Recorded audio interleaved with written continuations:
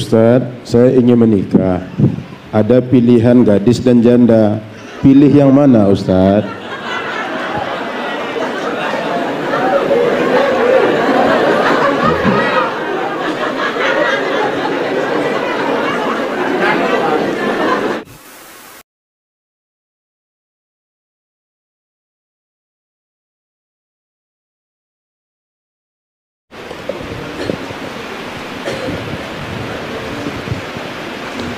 Assalamualaikum Ustaz Somad yang kami cintai. Kalau belum akikah, boleh enggak kita kurban? Ibu kenapa enggak pernah akikah? Ibu kenapa enggak pernah kurban? Saya belum akikah. Bapak kenapa enggak pernah setor kurban? Duit bapak kan banyak. Saya belum pernah akikah. Setiap tahun itu aja jawabannya.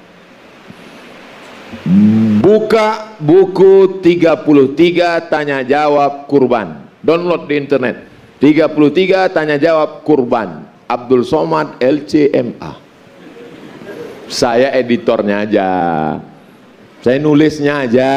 Itu isi kepala alumni Al-Azhar. Tanya jawab, tidak ada hubungan antara akikah dan kurban.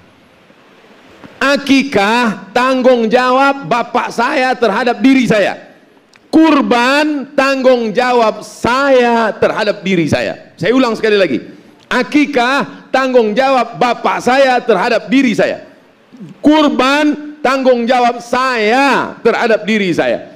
Maka kalau saya dulu tidak diakikahkan, bukan tanggung jawab saya. Dan akikah hukumnya sunat, tidak wajib. Tapi yang belum anaknya diakikahkan, besok boleh akikah. Kullu mauludin rahinatun biaqiqatihi. Setiap anak yang lahir tergadai dengan akikahnya. Kalau cincin kita digadai, tebus. Kalau tanah kita digadai, tebus. Kalau mobil kita digadai, pinjam uang, tebus. Anak kita tergadai, tebus. Bagaimana cara menebusnya? Tulbahu anhu yauma sabi'ihi. Sembelihkan kambing hari ketujuh, yuhlaku, cukurkan rambutnya, wa yusamma, kasih nama yang baik, maka itu disebut dengan akikah. Bapak ibu yang belum mengakikahkan anaknya, silakan akikah 7 hari. Nggak ada uang 7 hari, 14 hari. 14 hari nggak ada juga uang, 21 hari. Nggak juga ada uang, nggak usah tengok kalender lagi. Mau sebulan, mau setahun, 2 tahun. Ustadz, anak saya sudah semester 5 belum akikah. Akikahkan. Saya pun belum juga, istri saya belum juga, akikah rame-rame. Dalam mazhab Syafi'i, pendapat Imam Nawawi dalam kitab Majmu' Syarah Muhazzab, boleh akikah setelah dewasa. Besok, lusa, atau karena sekarang banyak orang berkurban tidak mau akikah, tunggu bulan depan beli kambing, akikah. Tapi akikah saja, jangan mau cukur rambut, jangan ganti nama, payah ganti paspor. Nah, oleh sebab itu akikah sedekah, akikah silakan, kurban silakan. Uangnya hanya cukup untuk 1 ekor kambing. Dia belum akikah, besok pagi apa yang dia lakukan? Akikah atau kurban? Kurban, karena kurban limited 4 hari. 10, 11, 12, 13. Akikah bisa lain hari. Nah, oleh sebab itu maka bagi yang belum berakikah, tidak ada halangan untuk berkurban. Jangan jadikan alasan. Bagi yang belum berakikah masa kecil, mudah-mudahan orang tuanya diampunkan Allah, tidak menjadi sebab turunnya azab, dan tidak menjadi penghalangan untuk berkurban. Silakan berkurban. Wallahu a'lam bishawab. Ustadz, saya WNI yang lama di Brunei. Setiap puasa saya pulang dan habis lebaran saya pergi lagi. Pertanyaannya, di mana saya berzakat? Kalau Idul Adha, di mana saya kurban? Mencari rezeki di Brunei Darussalam, pulang ke kampung halaman, bayar zakatnya di mana?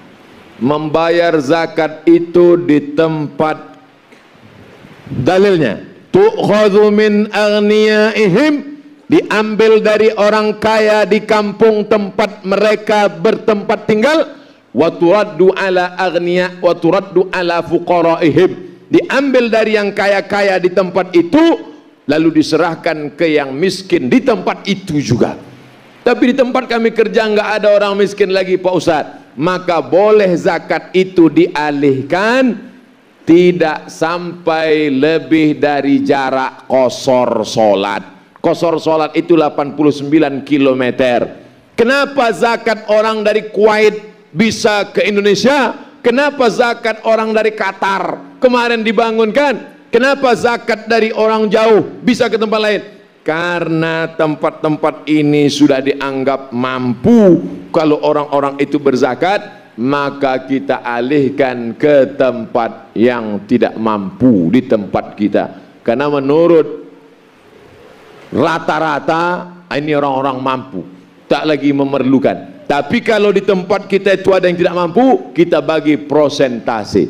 Di tempat ini 30%, di sini 70%, di sini 50%, di sini 50%. Hukum aslinya berikan di tempat yang kita bertempat tinggal berdiam.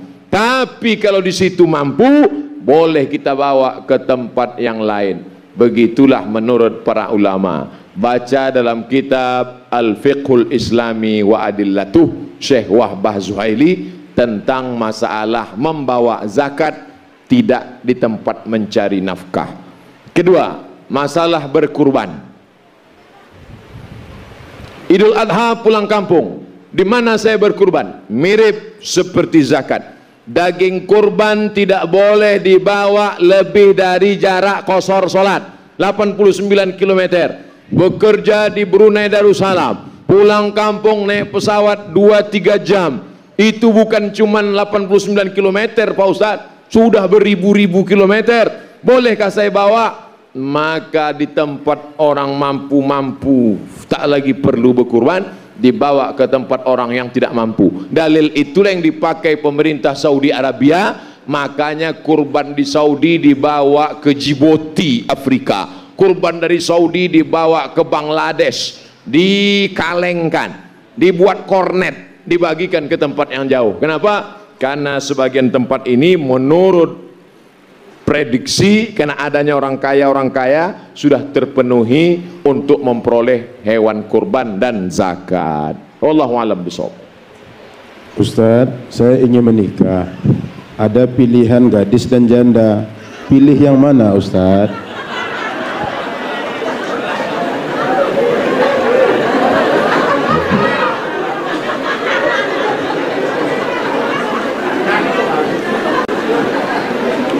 Ada seorang sahabat Nabi menikah dengan janda. Lalu dia menghadap Nabi SAW. Nabi bertanya, kamu menikah? Iya ya Rasulullah. Istrimu gadis apa janda? Janda ya Rasulullah. Kata Nabi, hala bikran tula'ibuha wa tula'ibuka. Kenapa engkau tidak nikah sama janda? Kenapa engkau tidak nikah sama gadis? Seolah-olah Nabi berkata, kenapa engkau tidak nikah sama gadis? Kenapa engkau nikah dengan janda? Maka dari ucapan Nabi itu ulama mengambil kesimpulan lebih afdal menikah dengan gadis daripada dengan janda. Ceritanya belum selesai, tunggu dulu.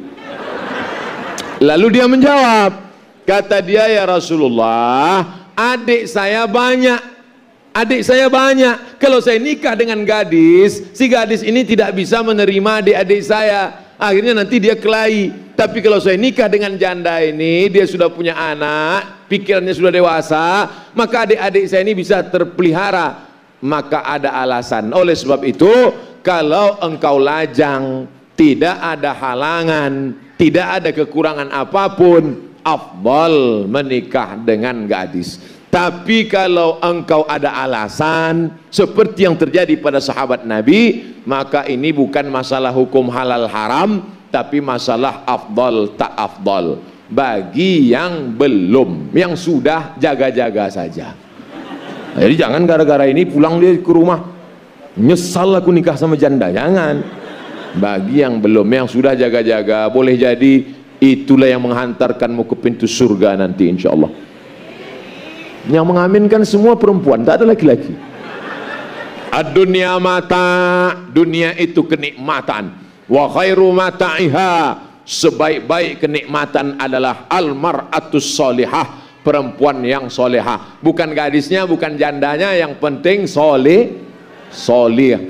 Ciri wanita solihah itu apa? Allati tu'inu ala imanihi, perempuan yang bisa menolong iman suaminya. Bapak-bapak yang malam ini hadir pengajian ini, imannya ditolong. Kenapa? Karena ibu ngajak ke pengajian. Solihah, jaga dia sampai kematian memisahkan kita, my dear, my darling.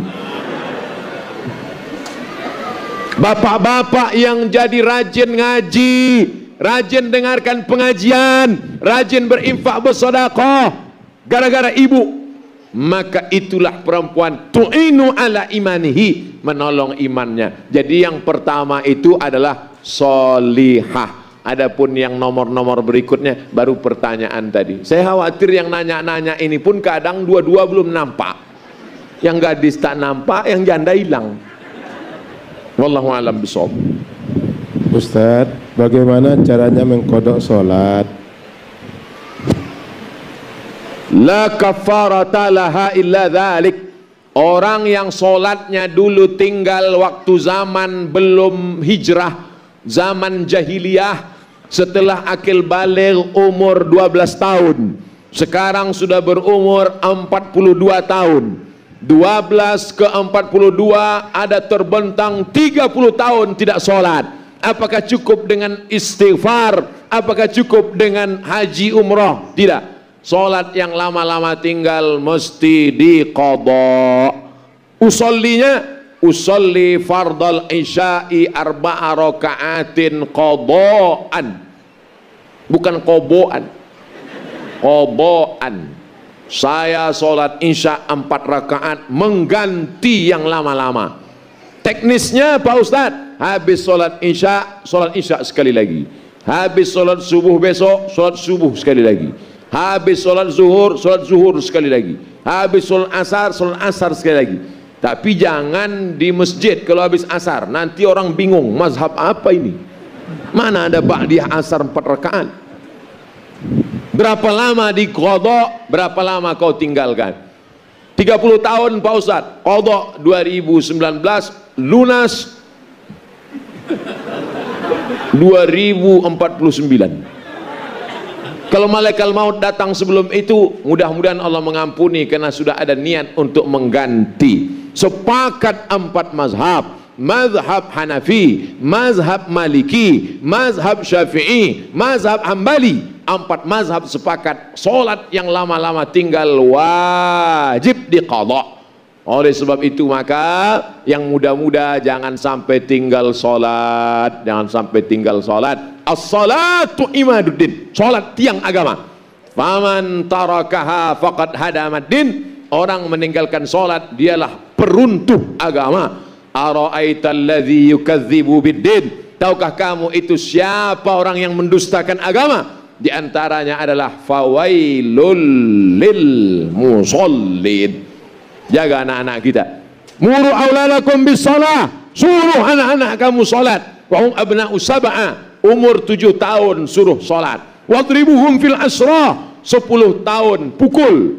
7 tahun suruh, 10 tahun pukul. Salat. Pak Ustadz nyuruh anaknya mudah, nyuruh bapaknya payah. Padahal kewajiban sholat itu tanggung jawab bapak. Hai laki-laki, engkau punya tanggung jawab di pundakmu. Laki-laki yang berotot, laki-laki yang tegap, laki-laki yang gagah perkasa. Kalau kau tidak bawa anak istrimu sholat, tak ada gunanya kau di hadapan Allah subhanahu wa ta'ala. Banyak laki-laki sekarang tidak siap mengemban tanggung jawab ini. Akhirnya dia menjadi laki-laki yang melambai. Tak siap dia menjadi perempuan. Kau laki-laki apa perempuan? Laki-laki, tapi terjebak dalam perempuan. Nauzubillah. Oleh sebab itu maka ya ayyuhalladzina amanu, hai para laki-laki, suami-suami, abang-abang, adik-adik, ku anfusakum, jaga dirimu, wa ahlikum, anak istrimu, naro, dari api neraka. Mudah-mudahan kita menjaga solat anak keturunan kita insyaallah. Amin. Ustadz, puasa kan 29 atau 30 hari. Bagaimana kalau kita puasa 28 hari atau 31 hari? Yang kedua, kadang Brunei beda dengan Indonesia penetapan waktu Ramadannya Ustaz. Kita ikut yang mana? Tinggal di Amerika, misal penetapan puasa tanggal sekian Masehi, begitu 3-4 hari mau hari raya pulang ke Indonesia, dan setelah dihitung ternyata 28 hari, maka setelah Ramadan tidak ada 28, yang ada 28 itu Februari. Ramadan itu kalau tidak 28, 30 hari. Maka ini yang mengalami banyak pasti yang dari Departemen Luar Negeri, karena bekerja di berbagai negara internasional, dari Eropa pulang ke Indonesia tiba-tiba bertambah hari atau berkurang, yang 28 tambah 1 hari lagi, maka barulah lengkap 29 hari. Adapun kalau dia tinggal di suatu negara cepat puasanya, sampai ke Indonesia lama berbukanya, setelah dihitung ternyata menjadi 31 hari, maka yang 1 hari berlebih itu bernilai sunnat. Sama seperti kita sudah sholat isya tadi, tiba-tiba pulang nanti ada 1 jamaah sholat isya, bolehkah kita ikut sekali lagi? Boleh ikut. Sholat yang tadi fardu, sholat yang kedua itu sunnat. Nah, itu tentang orang yang puasanya berlebih atau berkurang. Pertanyaan kedua, tinggal di Brunei Darussalam, ikut penetapan puasa Indonesia atau penetapan puasa Makkah Al-Mukarramah? Yang diikut adalah negara tempat kita tinggal. Dalilnya mana? Dalilnya riwayat Abdullah bin Abbas. Abdullah bin Abbas tinggal di Madinah pada zaman Muawiyah bin Abi Sufyan. Ada seorang diutus dari Madinah membawa surat ke negeri Syam. Syam itu sekarang 4 negara: Suriah, Lebanon, Palestina, Yordania. Ternyata setelah si tukang bawa surat tadi pulang ke Madinah, ditanya, kalian puasa di negeri Syam hari apa? Hari Jumat. Puasa di Madinah hari apa? Hari Sabtu. Menunjukkan beda tempat, beda matla', beda penampakan anak bulan. Maka yang diikut bukan Makkah, yang diikut adalah negeri tempat tinggal kita. Negara kerajaan Brunei Darussalam punya mufti mengeluarkan fatwa, maka ikut fatwa tempat kita tinggal. Wallahu a'lam bishawab. Ustaz, bagaimana tanggapan Ustaz? Sekarang suara Ustaz ceramah sering dipakai untuk TikTok.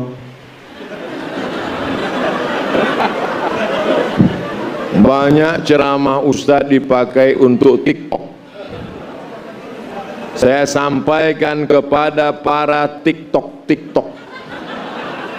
kalian yang pakai TikTok tidak pakai jilbab, mengejek-ngejek saya, kalian cari saya di akhirat nanti.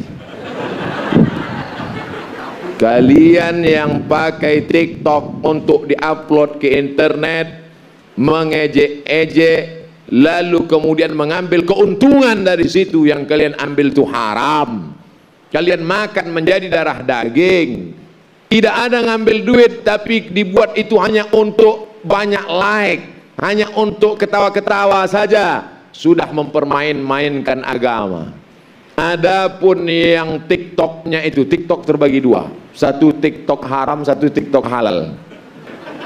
Ada dia pakai peci, anak muda, meniru ceramah, isi pesannya baik, mengajak sholat, ngajak puasa, bagus. Tapi ada anak gadis tidak pakai jilbab, pakaiannya tidak sopan, tapi menggunakan isi ceramah hanya untuk la'ibau wa huzwa, mengejek dan mempermainkan. Maka ingatlah, kalian akan tua, kalian akan sakit, kalian akan mati, kalian akan diminta tanggung jawab di hadapan Allah Subhanahu wa taala. Allahumma ballaghtu, ya Allah sudah kusampaikan. Allahumma fashhad, saksikanlah ya Allah. Like and share. Nah, nanti potong share biar mereka tonton, biar ditengok. Takutnya yang itu pula di TikTok-kannya. Wallahu a'lam bishawab. Ustaz, bagaimana hukum seorang suami yang ingin menikah lagi tapi tak mendapat restu dari istrinya? Yang dosa istri yang tidak memberi izin atau suami yang ingin memadu, Ustaz? Nabi Muhammad sallallahu alaihi wasallam menikah dengan Khadijah umurnya 25 tahun. Setelah Khadijah meninggal ketika akan hijrah, barulah dia menikah. Selama dengan Khadijah 25 tahun Nabi monogami, istri satu. 25 tahun istrinya satu. Setelah itu barulah dia poligami. Itu pun istrinya ada yang janda, suaminya perang, kalau tidak dinikahi nanti dia akan kacau ekonominya, kacau hatinya. Ada menikahi orang Yahudi, Sofiyah binti Huyai, supaya merebut hati orang Yahudi mau masuk Islam. Ada untuk melembutkan hati suatu suku, ada alasan syar'i di baliknya. Yang ingin saya sampaikan, Nabi lebih lama monogami daripada poligami. Yang kedua, fankihu ma taba lakum minan nisa, nikahilah perempuan masna 2, wa sulasa 3, wa ruba 4. Tapi ayat itu belum titik, baca ujungnya, fa in khiftum alla ta'dilu, kalau kamu tidak sanggup berlaku adil, fawaidah 1, adil. Yang ketiga, bahwa Nabi sallallahu alaihi wasallam bercerita itu ayat pada saat itu orang musyrik jahiliyah menganut mazhab, nama mazhabnya poligami unlimited edition. Istrinya tanpa batas, ada yang 40, ada yang 15, ada yang 10. Maka turun ayat itu, fankihu ma taba lakum minan nisa'i masna wa sulasa wa ruba. Maka yang 10 menceraikan 6, yang dipegang 4. Ayat itu nyuruh nambah atau membatasi? Membatasi. Pahami dengan baik. Kecuali darurat tingkat tinggi. Ada bapak yang memang luar biasa. Bapak ini pun termasuk spesies limited, 300 tenaga kuda. Sampai tak tahan lagi ibu itu, daripada aku mati baguslah aku carikan bang, kata dia. Saking banyaknya orang menikah memperdulikan tidak, memperturutkan yang dia inginkan, tapi tak sesuai kemampuan dengan keinginan, maka pemerintah Republik Indonesia dengan kombinasi hukum Islam, namanya kompilasi hukum Islam, dibuatlah aturan tidak boleh menikah istri kedua sebelum ada izin dari istri pertama. Maka ibu jangan pernah takut, bu. Jangan takut, jangan cemas. Tidak akan mungkin dia bisa menikah kalau tak ada izin matre 6.000 tanda tangan ibu. Selama izin matre tanda tangan tak turun, tak akan mungkin dia bisa menikah. Takbir. Makanya ibu sebelum tidur malam, kalau nampak di dekat-dekat tempat tidur itu ada kertas, matre, waspadalah. Nah tahu pas kita sedang tidur diginikan ya. Itu bisa dihukum pidana. Kenapa demikian? Kompilasi hukum Islam, hukum negara, hukum Islam dikompilasikan, keluarlah peraturan. Tidak boleh menikah istri kedua sebelum ada izin dari istri pertama. Jadi ibu jangan takut, sudah saya sebutkan undang-undang negara. Wallahu a'lam bishawab. Setelah saya sampaikan ini bapak pula yang takut. Baik. Pertanyaan terakhir, Ustaz. Ya. Bagaimana caranya zakat profesi? Saya nggak paham, Ustaz. Selama ini sering dengar saja, Ustaz.